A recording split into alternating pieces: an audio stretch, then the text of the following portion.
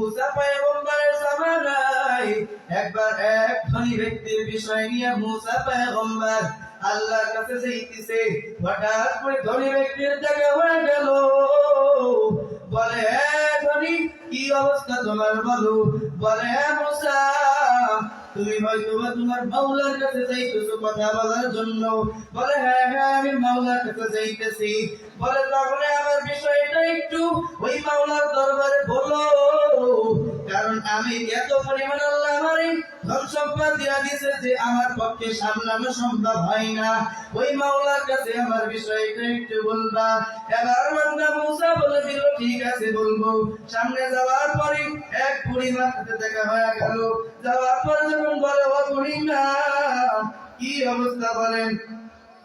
বলে, আমি বড় অভাবী, আমার খাওয়ার কিছু নাই, গায়ে দেওয়ার মতো কিছু নাই, ঘর নাই, বাড়ি নাই, আমার একটা আল্লাহর কাছে বলিয়া ব্যবস্থা করিয়া দিবেন। এজন্য মুসা আবার বলল, ঠিক আছে, আমি তোমার ব্যাপারটা নিয়ে মাওলার দরবারে আপত্তি করব। মাওলার দরবারে যখন যাই, সামনে আমার একজন লোকের সাথে দেখা হয়ে গেল। লোকটার গায়ে মাংস নাই, শুধু গায়ের মধ্যে শুধু পরিমাণ শুধু হালকা পাতলা চামড়া দিয়া শরীরটা কোন রকম পেঁচানো। বলো, নবী মুসা, আল্লাহর দরবারে যাইতো শুনি? বলে, হ্যাঁ আল্লাহর দরবারে যাই। বলে, আমার বিষয়টা নিয়ে আল্লাহর দরবারে বলবা। আমি তো বড় অভাবী, আমার মাওলার দরবারে আমার বিষয়টা নিয়ে বলবা। আল্লাহর দরবারে মুসা যখন চলিয়া গেল, যাওয়ার পরে বলো, আল্লাহর মালিক, আপনার দরবারে আসার সময় তিনটা ব্যক্তির সাথে দেখা হয়ে গেল। আমার আসার সময় যখন বান্দারা জানা দিল, হে মুসা, মাওলার দরবারে আমাদের বিষয়গুলো একটু জানা দিবা। বলে, ঠিক আছে, জানা দিব।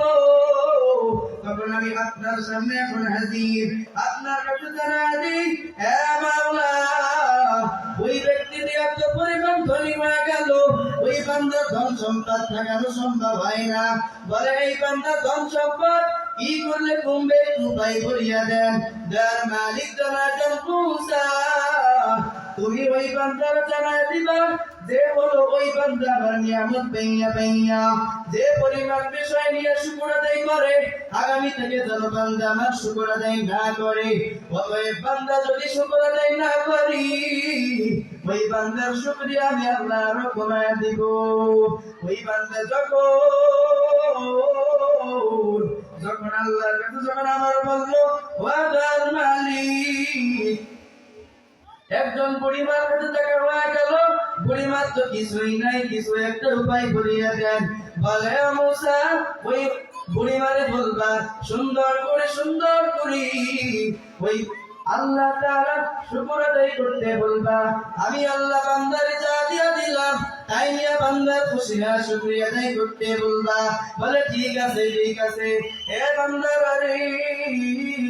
যখন এমন কথা বলে দিল, সব সময় শেষ হয়ে গেল। এবার আল্লাহ তাআলা সমস্ত বান্দাদেরকে ঘোষণা দিয়া দিল, বান্দা, তুই যদি আমি আল্লাহ শুকর আদায় করিস, তাহলে আমি আল্লাহ তোর নিয়ামত আরো দ্বিগুণ পরিমাণ বাড়ায় দিব। এজন্য বান্দারে আমি আল্লাহ শুকরিয়া আদায় করা লাগবে, নবীর সুন্নাহগুলো মেনে চলা লাগবে। মান আহাব্বা সুন্নতি ফাকাদ আহাব্বানি ওয়া মান আহাব্বানি কানা মাই ফিল জান্নাহ। দুনিয়াতে যদি কেউ আমি নবীর সুন্নাহগুলো চিন্তা করে চলতে পারে, দুনিয়াতে যদি কেউ চলার পথে আমি নবীর সুন্নাহগুলো মেনে চলতে পারে, তাহলে আমি ওই বান্দা আর আমি নবী একসাথে হাসরের ময়দানে জান্নাতে চলে যাব।